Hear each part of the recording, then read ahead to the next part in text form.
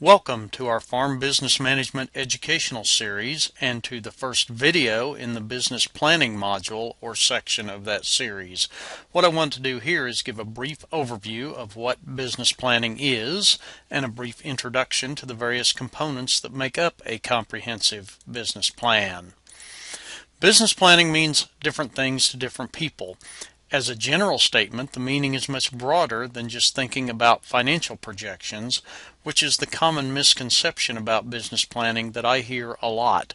Today, the term really implies deeply thinking about all aspects of your business, what it takes to succeed, what your business brings to the table that will help it succeed. It's a very future-oriented process because the issue is not so much what it takes to be successful today. If you're currently in business, you probably already have that one figured out. Rather, the issue is what will it take to be successful in the future. We operate in a competitive industry, and so the competition is always getting better, and we must stay ahead of the curve. For most of us in agriculture, that means being an efficient, low-cost producer. There are several well-documented benefits associated with formalizing the business planning thought process, even going to the level of developing a comprehensive written business plan, which is the ultimate goal here. The various modules and exercises found here in the OSU Farm Business Management curriculum will provide all the necessary pieces to begin formulating a comprehensive business plan. Working through that process will help the management team to stimulate thinking about the future, provide structure to the decision-making process, ultimately make better decisions, better understand your business and the changes your business is facing, provide benchmarks for the business to strive for, prioritize and clarify goals that you're striving to achieve, test ideas on paper before financial resources are committed out there on the ground to certain ideas. I would argue that the most important and rewarding aspect of the business planning process is the facilitation of communication and better coordination of decisions.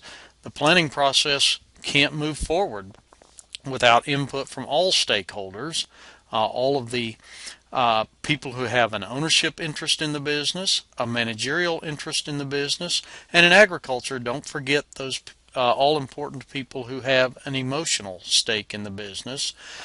So as such, the business planning process will force more open and honest communication, and that is of course a good thing because farm business managers in particular have not historically been very good at facilitating stakeholder communication. This process can help to enhance that. Some more tangible, easy-to-see benefits of the business planning process include assembling information in one easy-to-find format so that answers to questions can quickly be found. A formal business plan is a pretty impressive piece of work. It sends a signal of professionalism to potential audiences for the business plan, folks like lenders, landlords, etc. But we're not just doing it for others. There's a significant benefit in going through the planning process. That process in and of itself will hone decision-making skills. Ultimately, the goal is to zero in on what it is you do well and how you maintain that competitive advantage going forward. Here's a broad outline of the categories of things that might need to be included in a comprehensive business plan. There are many subcomponents, most of which again will be covered in some component of this overall educational series. There are other outlines available as well, but most of them ultimately include these categories, and this example is broad enough that the specific details that are needed will pretty well fall in one of these broad categories consisting of an executive summary, a business description, a product and operations plan, a sales and marketing plan component, a management, organization, and staffing plan component, a financial plan, of course, and then that catch-all category of other, where we put numerous other things that might be important to audiences for our business plan. We'll talk about that just a little bit more here in a few minutes. Let's look at these components individually in just a little bit more detail, with the caveat that a comprehensive exploration would take much more time than we are devoting in this video. And again, this whole educational series is really about filling in a lot of these details. We'll start with the executive summary. This is a concise summary of the entire plan, and since it could be the first and in some cases the only component that some audiences will ever read or process, it's often considered the most important component of the business plan. However, if you immediately jumped to thinking that you can just short-circuit the entire process, write an executive summary, and skip the rest of the planning process, you're kidding yourself. The details must be put together before this summary can actually be written.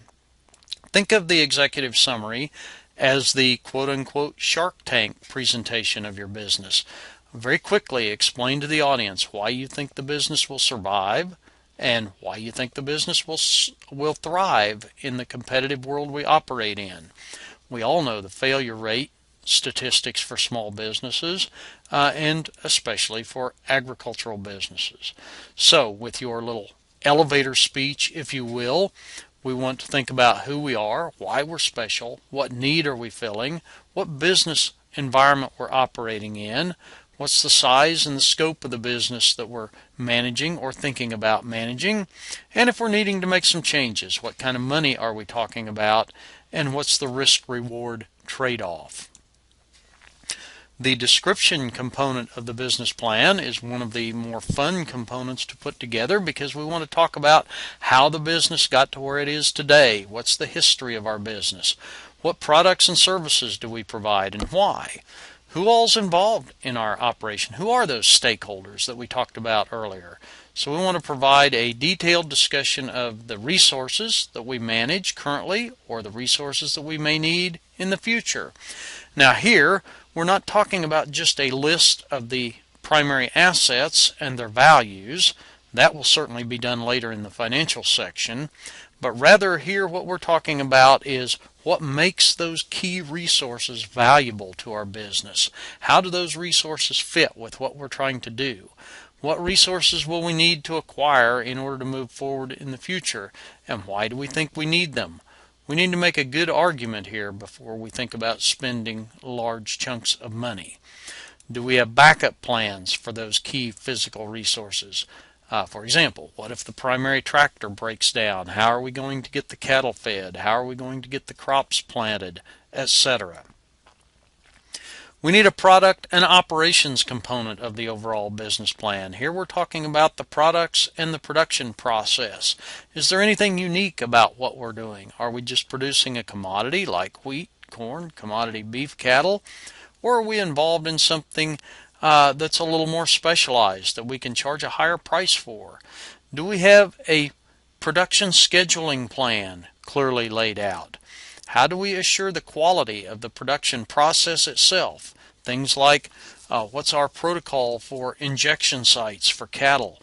How do we monitor feed additives? How do we control weeds and other pests so that we don't have a foreign material problem in the crops that we're hauling to town? How do we handle environmental issues? Do we have a nutrient management plan? Do we have an animal waste control plan?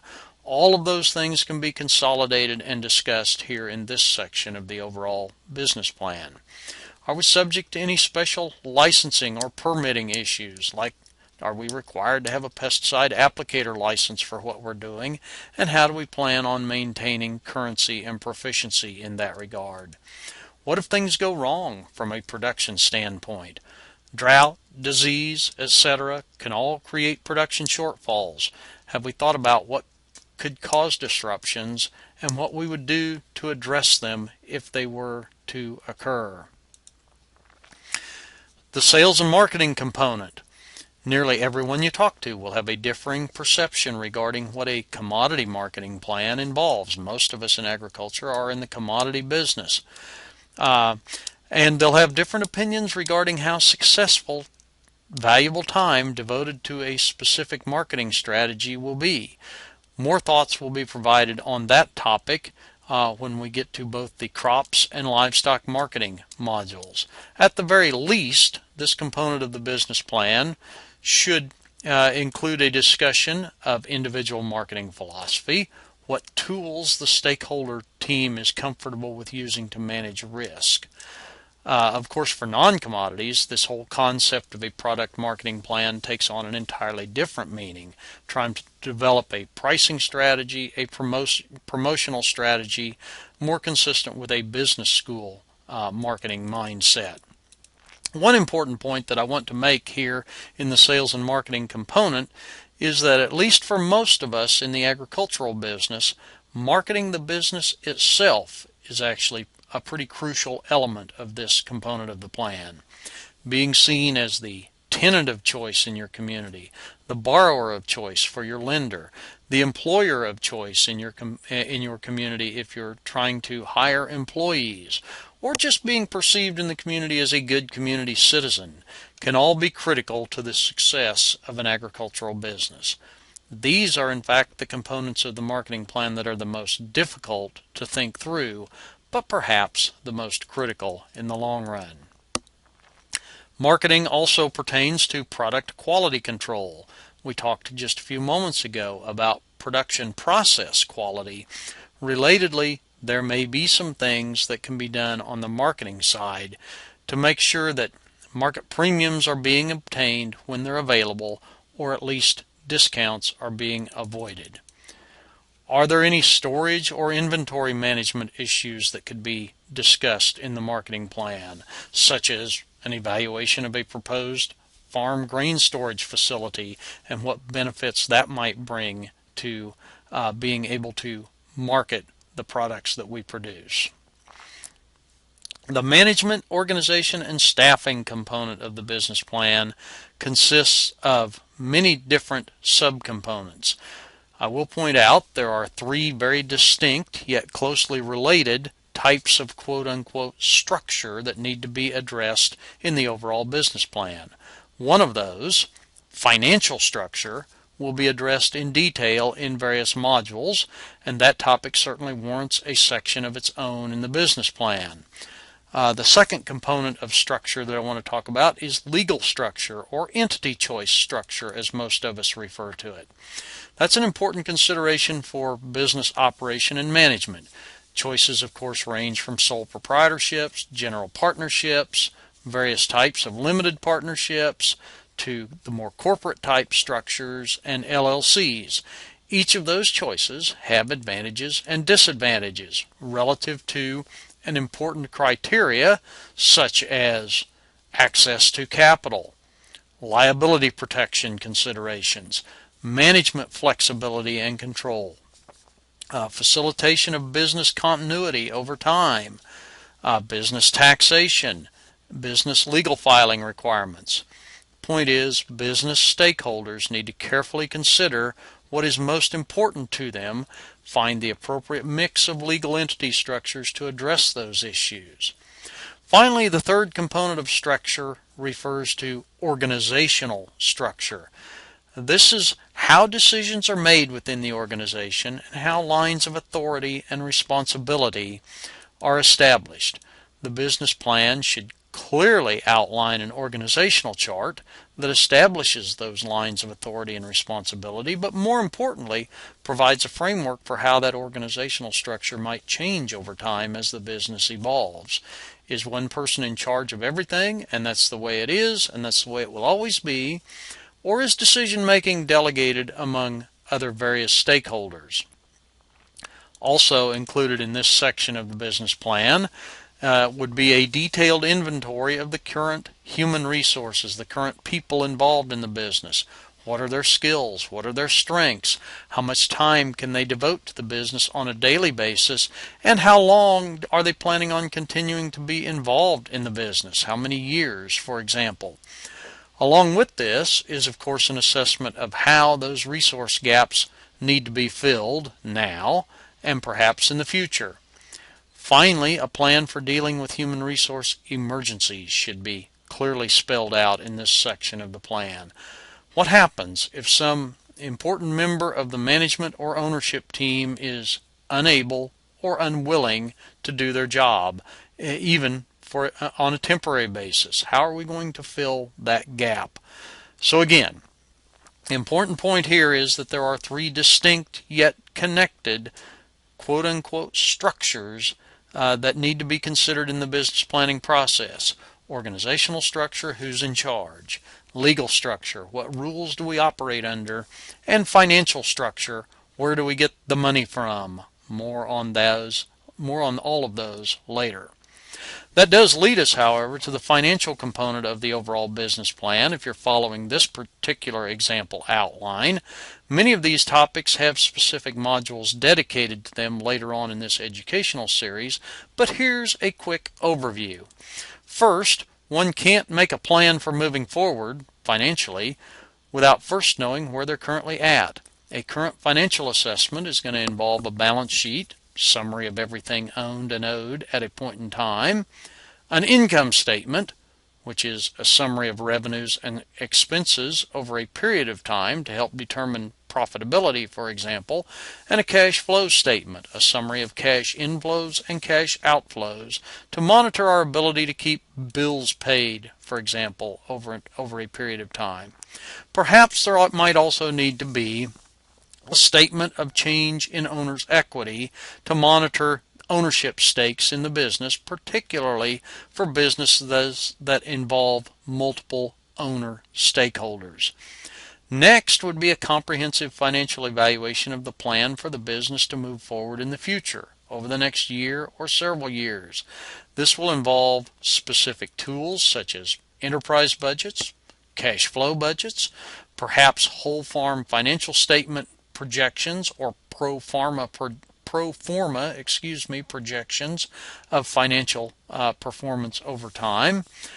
Certainly if large purchases are a part of the plan moving forward, the financial wisdom of those purchasing alternatives, machinery, land, etc., need to be evaluated using tools such as capital investment analysis, all to be talked about in the financial module of this particular educational series.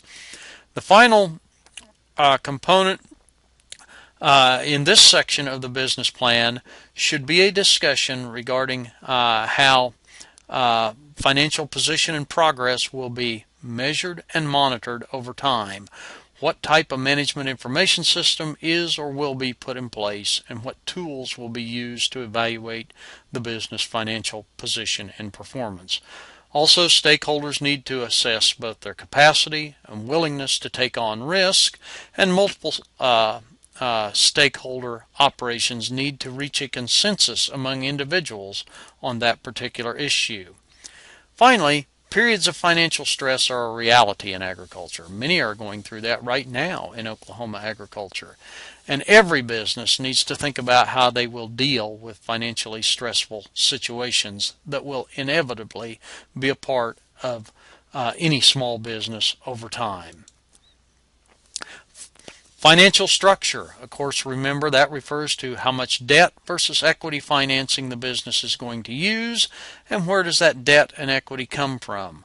One thing to keep in mind, as indicated earlier, when the interactions or interconnections between the various types of structures was first mentioned, is the fact that your choice of structure in one category may impact your choices in other structure categories.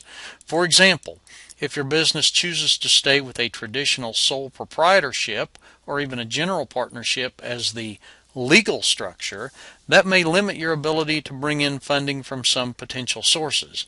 On the other hand, it may open up doors for other sources, so it may have implications for your financial structure. How you choose to fund the business will depend on several criteria. How much control do you want to maintain over your business?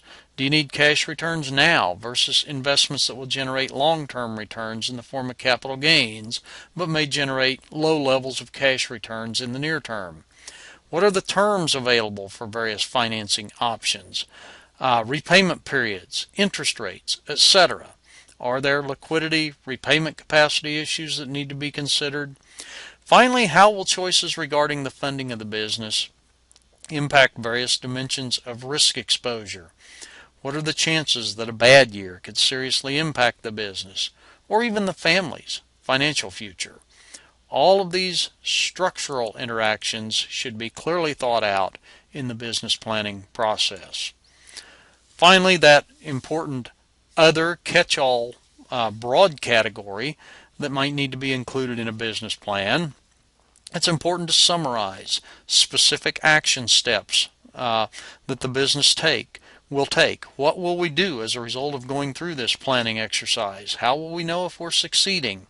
Are we faced with some big changes in the foreseeable future, and do we need to focus some attention on those specific changes in the planning process?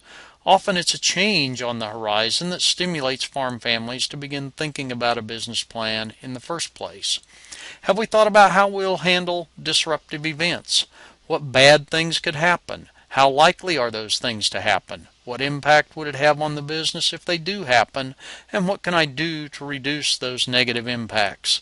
Several specific components of the overall business plan involve thinking about such emergencies. It's important to try to identify the most critical scenarios and think about what can be done to either, again, reduce the probability that a bad thing will happen or reduce the negative impact on the business if it does happen. Finally, a business plan is a good place to assemble other important business documents and papers, like lease agreements, your farm resume, or any other documents that are important to the business. So to summarize, there are a lot more details about business planning than can be adequately covered in this short module. But keep the big picture in mind. Ag is a competitive industry, as are many other industries. That means it's a challenge to stay ahead of the competition. That's not necessarily a bad thing, but it does mean you have to be on your toes from a management perspective all of the time to either be a low per unit cost producer, or you have to figure out a way to sell into a specialty or niche market that you can ask for a higher price. Business planning is all about helping you figure out how to do that. What is it that I have that sets me apart that will allow me to succeed? Business planning is a mindset, not a one-time event. It's a thought process of constantly trying to improve, always thinking about all of these important business management concepts together jointly. That's it for this video. The second video in this module will address some specifics regarding long-term direction and associated short-term steps to help reach the goals that you have in mind for your operation.